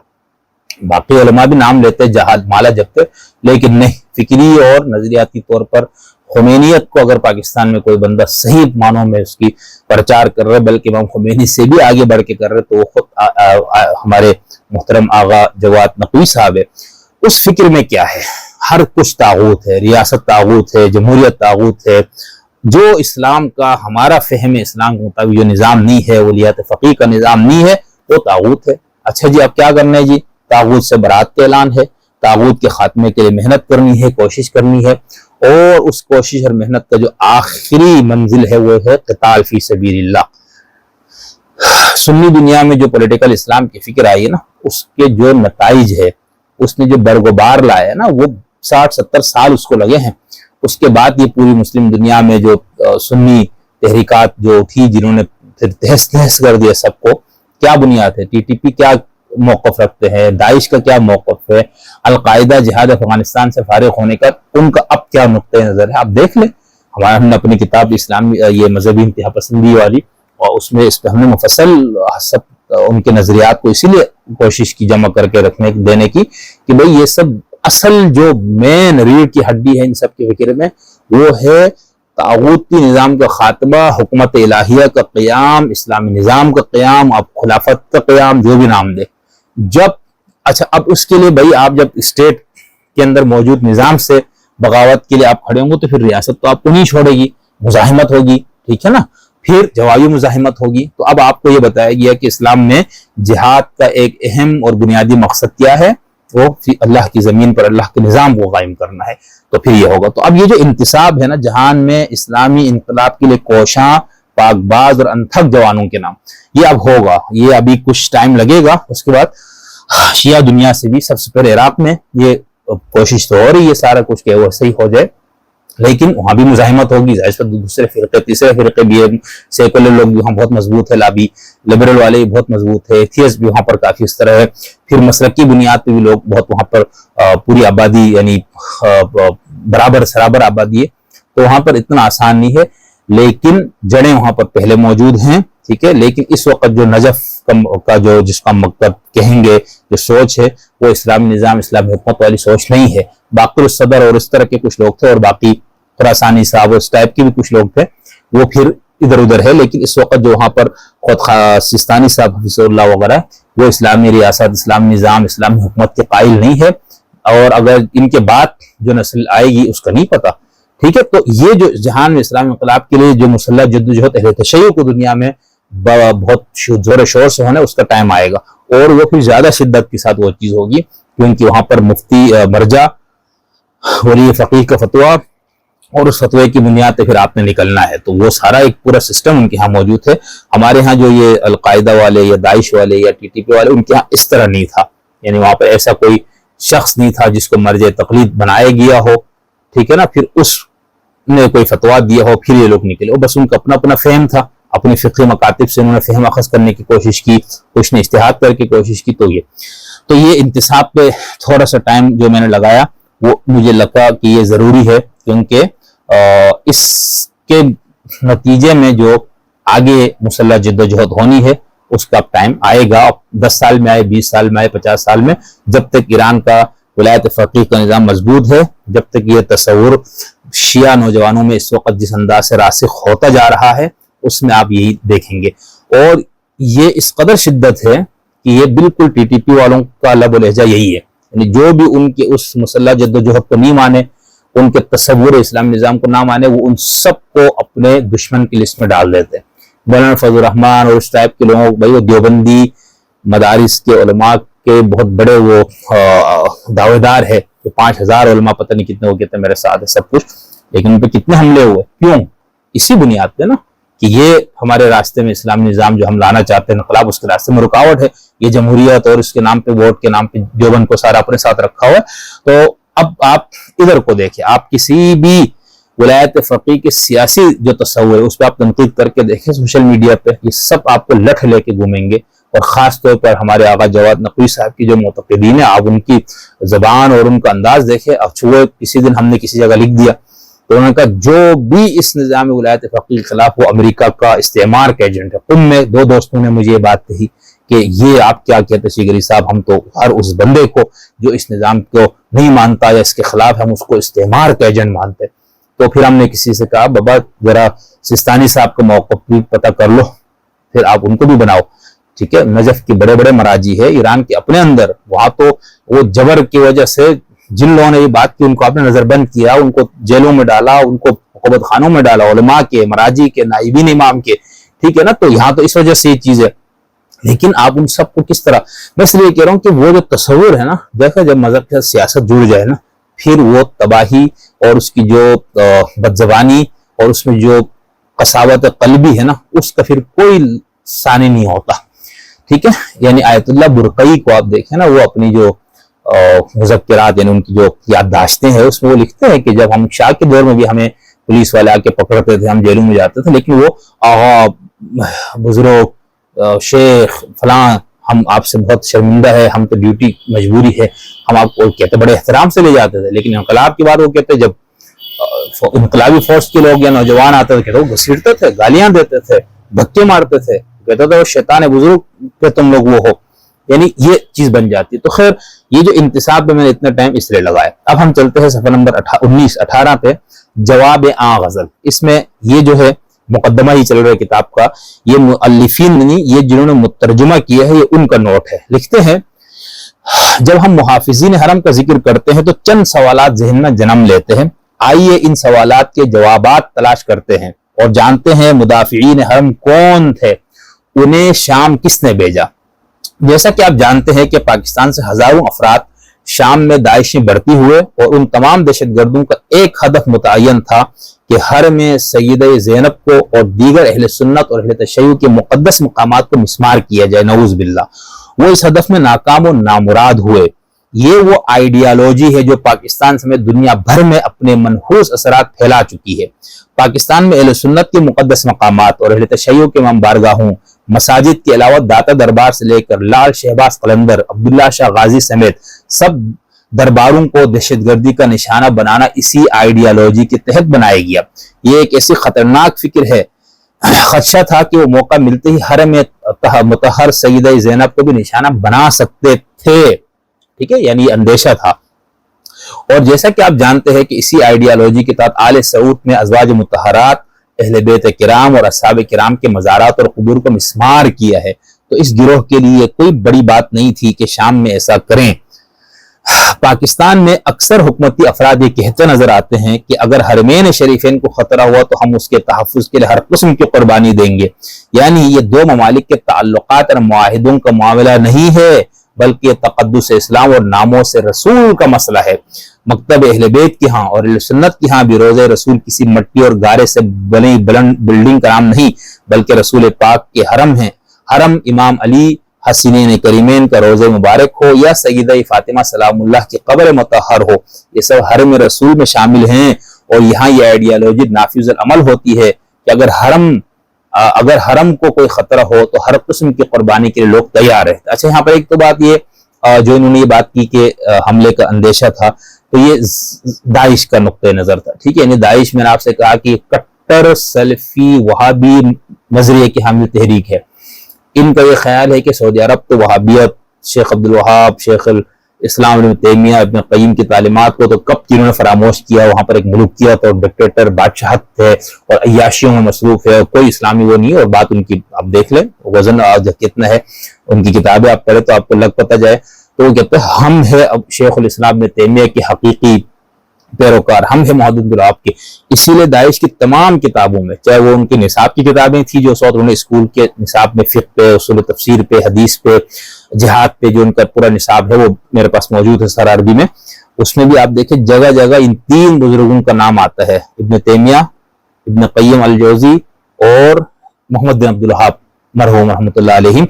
کیوں؟ وہ کہتے ہیں ہم ان کے فکر کے حقیقی علمبردار ہے، اور سعودی عرب کے بارے میں جو مشہور ہے، یہ ان کا اپنا دعویٰ ہے کہ ہم سلف کے اور ان لوگوں کے فکر پہ کہتے ہیں نہیں، باطل ہے.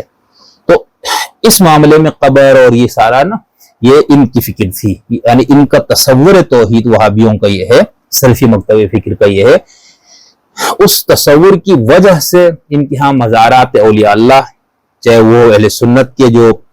صوفی اور یہ مزارات ہوں، یہ اہل تشیع کے معصومین اور مقدس شخصیات کے، وہ ان کو شرک کے اڈے کہتے ہیں. اور یہاں تک ان کا شدت سے موقف وہ کہتے ہیں کہ مشرکین عرب سے بدتر مشرک شیعہ اور بریلوی اور یہ صوفی ہے. کیوں؟ کتابیں لکھی ہوئی اس پہ، آپ توحید پہ کسی بھی سلفی مکتب فکر، کسی بھی سلفی عالم کی توحید پہ کوئی مفصل کتاب پڑھ لے، تقویۃ الایمان کو پڑھ لے، وہ شاید اسماعیل شہید بیچارے، خیر ان کا چھوڑ دے، محمد بن عبدالوہاب کی اپنی کتاب توحید پڑھ لے، اور باقی جو سلفیوں پہ توحید پہ آپ دیکھیں، وہ کہتے ہیں کہ بھائی مکے کے مشرکین پہ مصیبت کے وقت آخر میں جب کوئی سہارا نہیں ہوتا تو اللہ کو پکارتے تھے، لیکن اس دور کے بدترین مشرک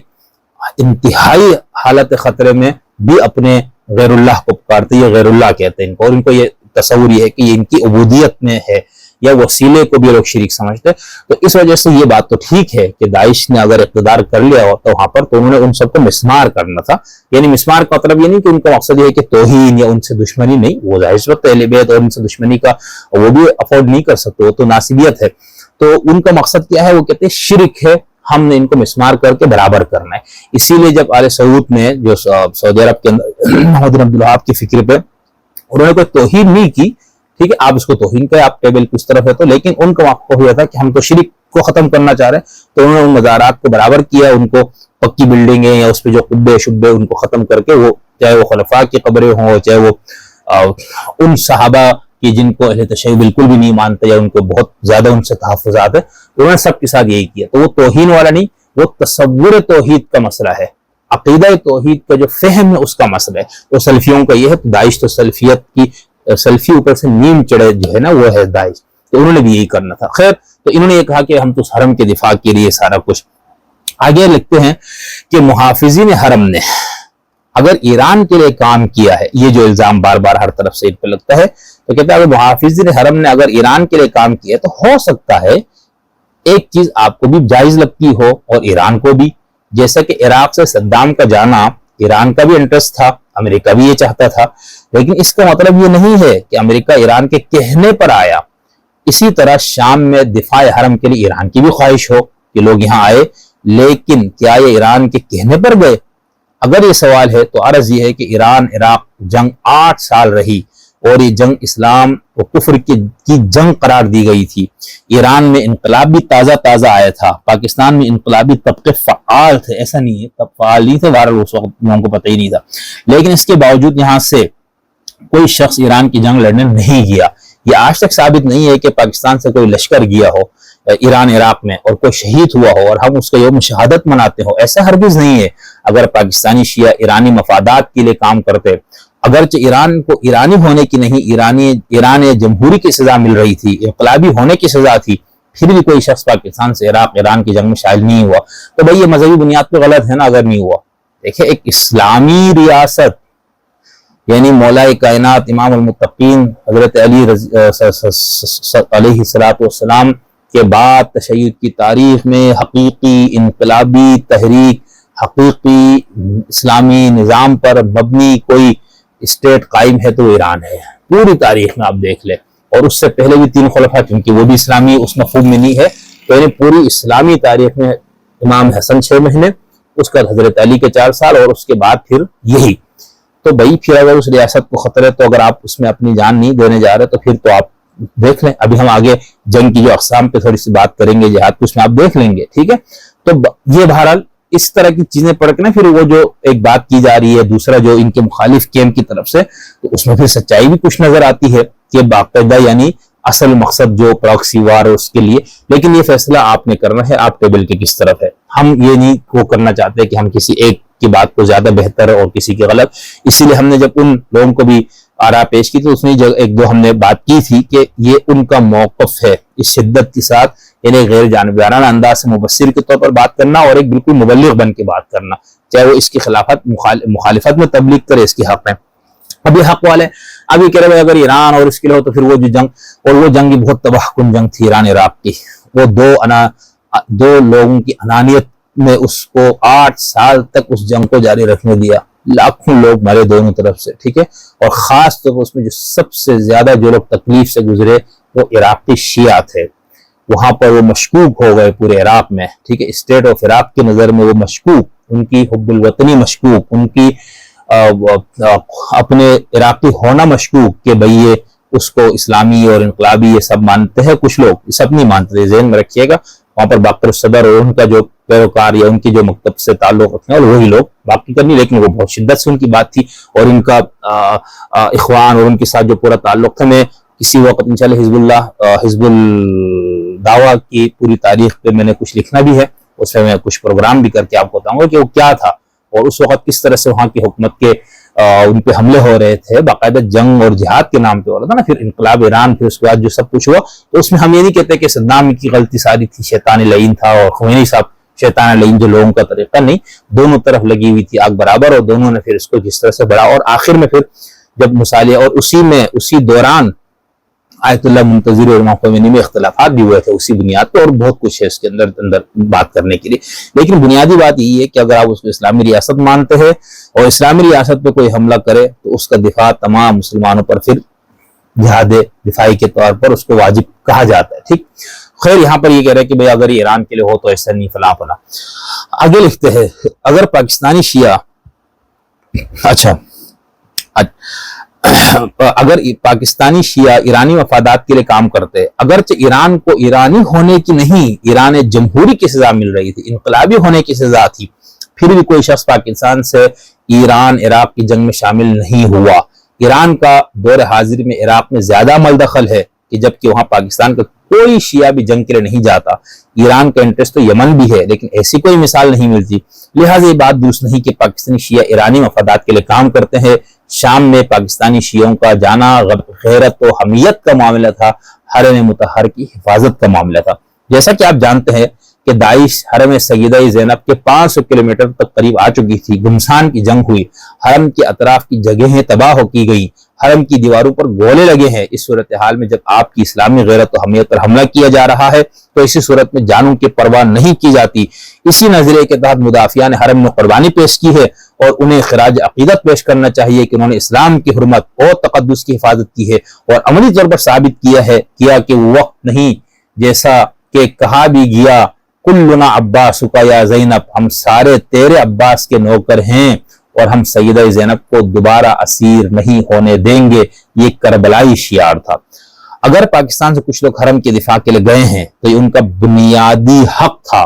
کیونکہ پاکستان سے لوگ داعش کے لیے جا رہے تھے اور حرم سیدہ زینب کو خطرات تھے، اور لوگ یہ سمجھتے ہیں کہ اگر حرم کو خطرہ ہوا تو ہمیں اپنی زندگیوں کی پرواہ نہیں۔ اب یہ داعش والی، القاعدہ اور TTP میں جانے والی مثال جو ہے نا، یہ اتنی اچھی نہیں ہے، کیونکہ یہاں پر جو لوگ جو اسٹیٹ ہے وہ بھی اس کو ظاہر ان کی رضامندی یا ان کی طرف سے اجازت نہیں تھی، اور یہاں پر بھی اس کو آپ خود اس کو بہت برا سمجھتے ہیں کہ ان کی طرف لوگوں کا جانا، تو بھائی ادھر کے جو سائٹ کے لوگ تھے ٹیبل کے وہ اسی انداز سے دیکھیں گے، یعنی وہ یہ کہیں گے کہ اچھا لوگ ہمارے القاعدہ اور داعش میں آ رہے اسلامی نظام اور انقلاب کی قیام کے لیے لڑنے، اور حقیقی اسلامی جہاد جو حکم ہے لیظہر علی الدین کلہ وقاتلوا حتی لا تکون فتنہ ویکون الدین کلہ للہ ان الحکم الا للہ، اور یہ تکون کلمۃ اللہ ہی العلیٰ، اس کے لیے لوگ آ رہے تو آپ کہتے ہیں کہ یہ غلط ہے، اور یہ ایک مقبرے کی حفاظت کے نام پہ لوگ جا رہے تو یہ کیسے اس کی، تو یہ آپ کے ٹیبل کے جس طرح ہے اسی حساب سے اس پہ دلیل پہ بات ہوگی۔ خیر آپ کا یہ کہنا کہ اس طرح کہ داعش میں بھی لوگ جا رہے تو بالکل غلط جا رہے ہیں، یعنی ریاست کا بھی نقطہ نظر یہی ہوگا، اور جو یہاں کے محققین علماء اسکالر اور خود آپ کا بھی موقف یہی ہوگا، ٹھیک ہے۔ تو ادھر سے داعش والے پھر آپ کو یہی کہیں گے، وہ یہی جواب دیں گے کہ آپ نے تو ان کو کھلی چھوٹ دی۔ خیر آگے انہوں نے لکھا ہے پاکستان میں چند لوگ حرم کے دفاع کے لیے گئے تھے، تو کیا 2011 سے اب تک پاکستان میں کوئی ایک بھی حادثہ ہوا ہے؟ 10 سالوں میں کیا یہ لوگ ملک عزیز کے لیے تھریٹ بنے ہوں، یا ان افراد نے پاکستان میں کسی جگہ کوئی حملہ کیا ہو؟ تو ایسا ہرگز نہیں، اور کوئی ایک سادہ سی مثال نہیں ملتی۔ اس پہ ہم نے بات کر لی، ان پہ جو الزامات ہیں اس میں کیا ہے۔ اگر کچھ لوگ وہاں گئے تھے اور کسی کے نظر میں مجرم، اب یہ بہت معقول بات ہے اور بہت اہم ہے اور یہی ہونا چاہیے،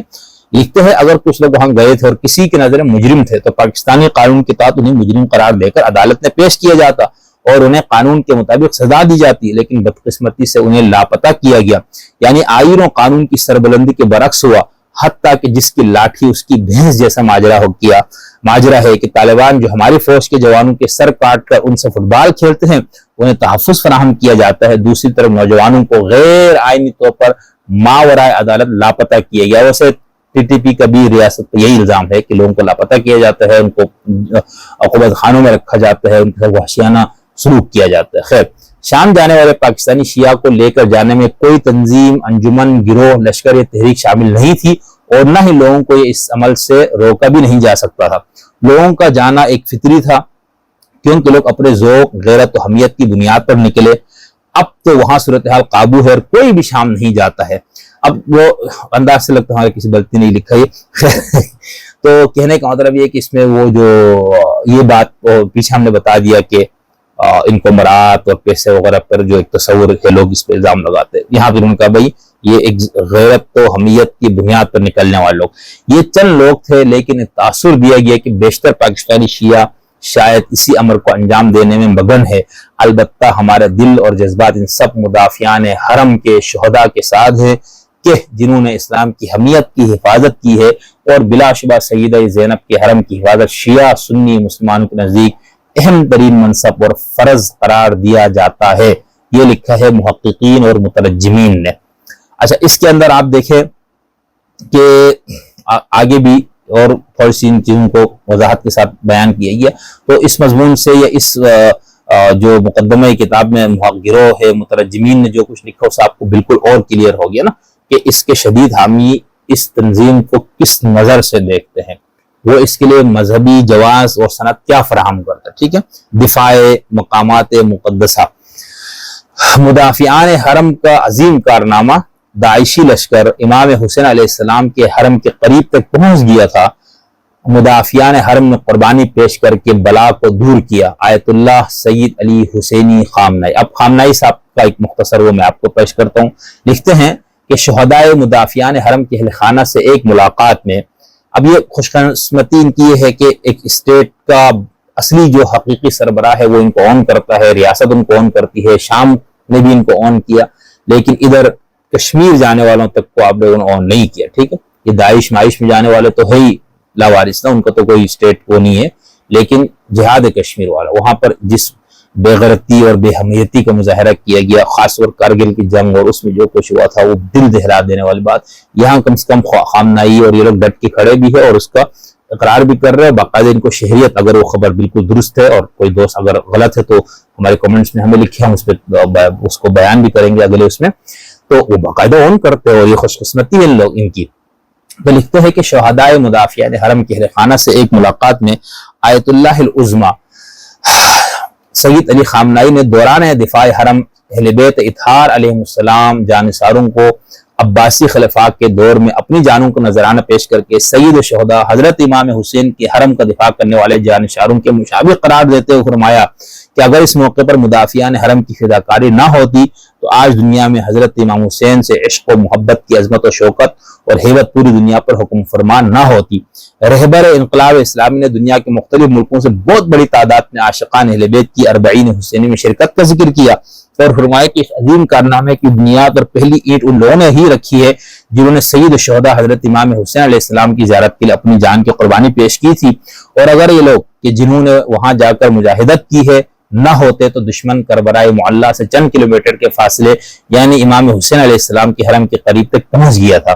آیت اللہ العظمی سید علی خامنائی نے فرمایا کہ مدافعان حرم نے اسلام اور مسلمانوں کے سر سے دشمنوں کی بلا کو دور کر دیا، اور ان نوجوانوں نے عظیم کارنامہ انجام دیا ہے، اور انشاءاللہ عالم اسلام بہت جلد ان جانثاروں کی فداکاریوں کی برکتوں کا مشاہدہ کرے گا۔ یہ ہے صفحہ نمبر 26۔ صفحہ نمبر 27 پر جن کا قاسم سلیمانی کا شہید کا بھی ایک اقتباس دیا گیا، وہ میں پڑھ کے سناتا ہوں۔ مدافعان بزبانی سردار حاجی قاسم سلیمانی شہید، مدافعان حرم جان نہ دیتے تو کربلا کا واقعہ تکرار ہوتا۔ مدافعان حرم صرف ایک سرزمین کے مدافع نہیں ہے بلکہ انسانیت کے مدافع ہے۔ مدافعان حرم ایسا خوبصورت لفظ ہے جو کربلا کے قافلے میں شامل سپاہی کے لیے استعمال ہوتا ہے۔ یہ دیکھیں پورا جو مذہبی بنیادیات، الفاظ، اصطلاحات، استعارات آپ سب دیکھیں، وہ صرف مال اور اس کے چکر میں لوگوں اس طرح ظلم نہیں کرنا چاہیے ہمیں لکھتے ہوئے بولتے ہوئے۔ یہ ایسے پیروان حضرت عباس، حضرت علی اکبر ہے کہ جو حضرت امام حسین کی بہن حضرت زینب سلام اللہ علیہ کے مزار کے پروانے ہیں اور ان کے راستے میں اپنی جان تک قربان کر دیتے ہیں۔ اس مرتبہ حضرت زینب سلام اللہ کا حرم اتنا وسیع تھا کہ اس میں دشمن سے خوفزدہ قوم نے پناہ لے رکھی تھی، اور ہرملہ اور یزیدی طاقتوں کے تیز تلواریں اور تیر ان کے سینوں کا نشانہ لیے ہوئے تھی۔ دشمن کے خنجر کی یہ تیزی اس مظلوم قوم کے گلے پر چل رہی تھی اور خون کا دریا جاری تھا۔ ایسی حالت میں ایک دفعہ پھر سب نے حرم حضرت سید زینب میں پناہ لی۔ اے میری ماؤں اور بہنوں، آپ کے بیٹوں اور بھائیوں نے اس حرم کا ایسے وحشی دشمن سے دفاع کیا کہ جس نے کروڑوں انسانوں کے سامنے سینکڑوں بے گناہ انسانوں کو اپنے تکفیری جہالت کے خنجر سے ذبح کیا۔ یہ لوگ ان کی جہالت کی آگ میں زندہ جلا دیے گئے۔ کئی ہزار نوجوان عورتیں ان کے ہاتھوں گرفتار ہوئیں اور ان کی عزت اور حرمت کو تاراش کیا گیا۔ یہ ایسا فتنہ تھا جو یہودیوں کے کینہ کی آگ اور امریکی ظالم حکمرانوں کی حمایت سے اسلامی سرزمین میں شروع کیا۔ مدافعین حرم صرف ایک سرزمین کے مدافع نہیں ہے بلکہ انسانیت کے مدافع ہے۔ اگر وہ اپنی جان نہ دیتے تو آج کربلا کا واقعہ تکرار ہوتا۔ اگر وہ ہمت نہ کرتے، اپنی جان کا نذرانہ نہ دیتے تو زمین پر ایسی مصیبت آتی کہ سوائے کربلا کے تمام مصیبتیں ہمیں بھول جاتی۔ یہ مدافعان حرم ہی تھے جنہوں نے عامرلی کا محاصرہ توڑ کر نبل و زہرہ، فوعہ و کفریہ، دیزائلل اور حلب، فلوجہ، بلد و موصل کو آزاد کروا کے وہاں کے بچوں کے لبوں پر مسکراہٹ سجائی۔ جس کو قلم کے ذریعے بیان نہیں کیا جا سکتا، یہ سب کچھ ایسے رہبر کی برکت سے ہے جو ہم سب کی رہبری انجام دے رہے ہیں۔ تو یہ ہے صفحہ نمبر 27 پر سلیمانی صاحب کا بھی جو خراج تحسین ہے وہ ہے۔ تو یہ 170 صفحے پر جیسے میں نے آپ سے کہا مشتمل کتاب ہے، اور یہ اس کے اوپر جو تقریز ہے، مترجمین نے جو کچھ اس کے اوپر کئی صفحات پہ لکھا ہے وہ سب میں نے آپ کو کچھ چیزیں اس میں سے پڑھ کے ان کے انتصاب پہ بھی تھوڑا تبصرہ کیا، اس کی وجہ یہی تھی۔ اور باقی اس کے اندر جن شہداء کے مضامین یا ان سے متعلق ہے اور ان کے جو جذبہ ایمانی وغیرہ کا ذکر ہے، ان کے کل تعداد جو ہے وہ 27 ہے، ٹھیک ہے اس میں۔ اور پھر نہیں آگے بھی ہے، داستانیں بھی ان کی ساری، ٹھیک ہے۔ تو زینت اور شہید عقیل یہ سارا کچھ ملا کے، صحائف شہداء کے ذریعے اوراق وصیت نامے، اور پھر عقیدت نامہ، پھر ہے شہداء انسانیت کو بے مثال خراج عقیدت مقدمہ۔ یہ سب کچھ آپ پڑھیں، آپ کو اندازہ ہوگا کہ اس تنظیم یا اس زینبیون سے متعلق جو اس کے حامی لوگ ہیں وہ کیا سمجھتے ہیں۔ اب اس کے اندر جو ایک تو یہاں پر ہم نے ان اصطلاحات، استعارات کے ذریعے بھی آپ نے دیکھ لیا کہ اس کا جو مذہبی نیریٹو، مذہبی بنیاد کیا ہے۔ کچھ ہم بات کرتے جہاد سے متعلق۔ دیکھیں جہاد جو اسلامی حکم ہے قرآن میں، سنت میں، حدیث میں ایسا تو موجود ہے، قتال، جہاد، اس کے سارے احکامات۔ تو ہمارے ہاں فقہا نے اقسام جہاد کے اوپر تفصیلی بحثیں کی ہوئے، شیعہ فقہا، سنی فقہا، عباسی فقہا، زیدی فقہا، سب نے جتنے بھی مسالک ہیں آپ کے ہاں۔ تو بنیادی طور پر ہمارے عام طور پر جہاد کو دو بڑی قسموں میں تقسیم کیا جاتا ہے۔ ایک کو دفاعی جہاد کہا جاتا ہے، ایک کو اقدامی جہاد، اور اسی اقدامی جہاد کو جہاد دعوت بھی کہا جاتا ہے اور جہاد ابتدائی بھی کہا جاتا ہے۔ جہاد دعوت یا جہاد ابتدائی کیا ہے؟ اسلام کو دوسرے جگہ پہنچانے یا لوگوں کو اسلام میں داخل کرنے کے لیے تلوار کا استعمال، ٹھیک۔ اب اس پہ اہل تشیع کی ہاں اختلاف ہے۔ ان کے جمہور فقہا کا یہ خیال ہے کہ یہ جو جہاد دعوت، یہ جہاد ابتدائی ہے، یہ امام کی غیبت میں نہیں ہے، یعنی اس کا اختیار ولی فقیہ کو، مجتہد کو نہیں ہے، امام کی غیبت میں ختم ہے یہ، ٹھیک ہے۔ لیکن خامنائی صاحب اور کچھ اور جو مراجی ہے یا کچھ اور علماء ہے وہ قائل ہے، وہ کہتے نہیں غیبت امام میں بھی جہاد اقدامی یا جہاد ابتدائی بالکل ہے، اور اس کا جب بھی موقع ہے تو اس کا ہونا بھی چاہیے، یہ اختلاف ہے۔ لیکن جمہور فقہا، جمہور محدثین، جمہور متکلمین، جمہور شیعہ کا نقطہ نظر یہی کہ جہاد دفاعی ہے، جہاد ابتدائی نہیں ہے جب تک امام ظہور نہ کرے۔ اور یہ اس کی شاید بنیادی وجہ یہی ہے، اس کا تعلق اتمام حجت وغیرہ سے ہے، یعنی خود بنفس نفیس پیغمبر یا معصوم جو ہے وہ حجت تمام کرے تو پھر اس کے بعد اس کو حق ہے، خدا کی طرف سے متعین ہوتا ہے نا، خدا کی طرف سے رسول یا معصوم امام جو ہوتے ہیں۔ اہل سنت کے ہاں چونکہ نہیں ہے تصور رسول کے بعد، پھر ختم ہے، چیپٹر کلوز ہے وہاں پر، تو خلفاء ان کے ہاں بھی ایسی کوئی بحث نہیں ہے کہ رسول کے بعد ہے یا نہیں۔ مرزا صاحب وغیرہ اور اس طرح پھر پغامدی اور اس پورے مکتب تک آتے آتے پھر ما قبل پولیٹیکل اسلام کا پورا ایج، ما بعد پولیٹیکل اسلام میں جو جہاد کی مختلف تعبیرات ہم نے کچھ اپنی کتاب میں اس کا بھی ذکر کیا ہے، تو یہاں پر میں اہل تشیع کی 2-3 کتابوں سے اس کا بتاؤں گا کہ جہاد دفاعی کیا ہے، یعنی اس کی کتنی قسمیں۔ یہ ہے فقہ المقاومہ شیخ محمد مہدی الآصفی صاحب کی، اور یہ ہے الفریضۃ المغیبہ حسن النحوی صاحب کی ہے، اور یہ بہت اچھی مفصل کتاب ہے موسوعۃ الجہاد فی القرآن والسنہ، اور الجزء الاول ہے، دوسرا حصہ ابھی تک مجھے نہیں ملا، کچھ دوستوں سے کہا ہوا ہے ایران اور عراق میں مقیم کہ یہ ہمارے لیے انتظام کرے، ان کی بڑی نوازش ہوگی۔ تو پہلا حصہ ہے الجہاد فی القرآن الکریم، آپ میں سے کوئی دوست میرے، اور اس کا دوسرا حصہ میں جو پلیز ہمارے لیے اس کو بھجوائے، اور جو بھی اس کا ہدیہ وغیرہ ہوگا اس کے ساتھ آپ کو، تو میں اس کی درخواست یہ بھی میں نے چونکہ ہمارے اپنے کسی عزیز کے ذریعے میں نے منگوائی تھی کتاب، اور ہم جب خود گئے تھے ایران تو ادھر مجھے اس کا دوسرے حصہ نہیں ملا، اور بہت زیادہ تلاش کرنے کا ٹائم بھی نہیں ملا، تو یہ کچھ کتابوں سے یعنی کہ جہاد دفاعی کیا ہے۔ اب اس میں آپ یہ دیکھیں گے یہاں پر ان حضرات میں سے بہت سو نے زیادہ فوکس اسی پہ کیا بھائی ایران کی حمایات اور فلاں اس کو کیوں لے رہے، یہ تو محض دفاع حرم ہے، باقی انہوں نے اسرائیل وغیرہ کو بھی ڈال دیا، ٹھیک ہے، فلسطین کی آزادی، القدس کی آزادی کو بھی لوگوں نے ڈال دیا، لیکن اصل جو فوکس ہے وہ مقدسات کا دفاع ہے، مقامات مقدسات کا دفاع ہے، مقامات مقدسہ کا دفاع ہے، اور یہ اس کو باقاعدہ دفاعی لڑائی کہتے ہیں۔ اب دفاعی جنگ کی قسمیں جو ہے وہ ان تمام کتابوں سے، باغیوں سے جہاد یہ دفاعی جہاد ہے، محاربین سے جہاد، سرکشوں سے جہاد، اسلامی معاشرے کے لیے دفاع کے لیے جہاد، ایک اسلامی سوسائٹی ہے اس کا آپ کو دفاع کرنا ہے تو یہ بھی جہاد۔ دیکھیں اگر وہ شام اسلامی مسلمانوں کا ملک ہے، اچھا آگے ہے میں پورا پڑھ لیتا ہوں، مسلمانوں کے دفاع کے لیے جہاد، مال آبرو اور جان کے دفاع کے لیے جہاد، مسلم ممالک کے دفاع کے لیے جہاد۔ اب یہ ساری تقسیم کی باقر رامل سعیدی صاحب کی میں نے کتاب سے یہ پوری تفصیل اٹھائی ہے جس میں انہوں نے اس کو یہ ساری قسمیں بیان کی ہے۔ اس کے بعد جو دوسری کتاب سے میں نے اس کا حوالہ دیا ہے وہ ہے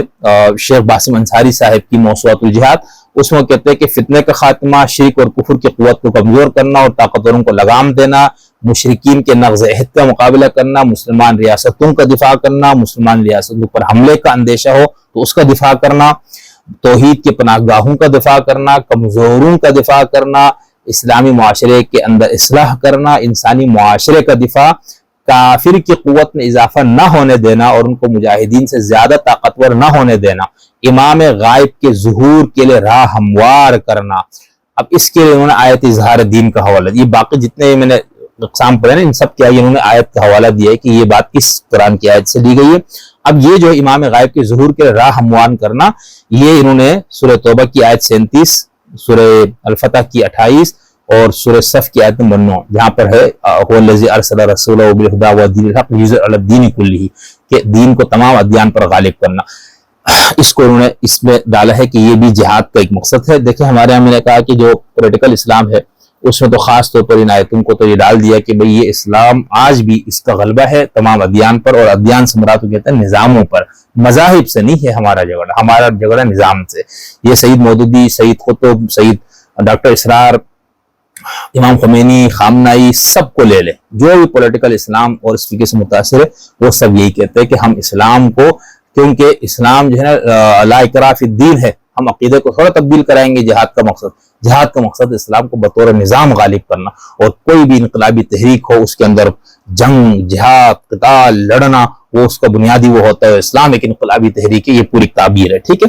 آگے یہ 11واں ہے، اور پھر ہے انسان کی مخفی صلاحیتوں میں نکھار پیدا کرنے کے لیے بھی جہاد۔ تو یہ سارا کچھ انہوں نے جہاد کی قسمیں، جہاد دفاعی کی۔ اب اس کے اندر دیکھیں آپ، اگر زینبیون اور یہ لوگ جا رہے ہیں تو آپ اس کو اگر شام کے ملک کا دفاع بھی کہہ دیں، آپ اس کو ایران کا دفاع بھی کہہ دیں، تو کیا حرج اس میں؟ یہ تو باقاعدہ جہاد کی قسموں میں ہے، ٹھیک ہے نا۔ تو اس لیے اس کو اتنا وہ کر کے رکھنے کی وہ نہیں ہے، صفائی دینا یا معذرت خواہانہ انداز اختیار کرنا، تو اس سے بھی کچھ چیزیں لوگوں کو شکوک و شبہات لوگوں میں پھیلتے ہیں اور لوگوں کو موقع ملتا ہے۔ اس میں ایک چیز میں آپ کو بتا دوں، جو میں نے آپ کو جہاد دعوت یا جہاد ابتدائی کی بات کی، تو اس کو بہت سے لوگ یہ کہتے ہیں کہ یہ لا اکراہ فی الدین سے متصادم ہے، یعنی دین یا مذہب جو ہے وہ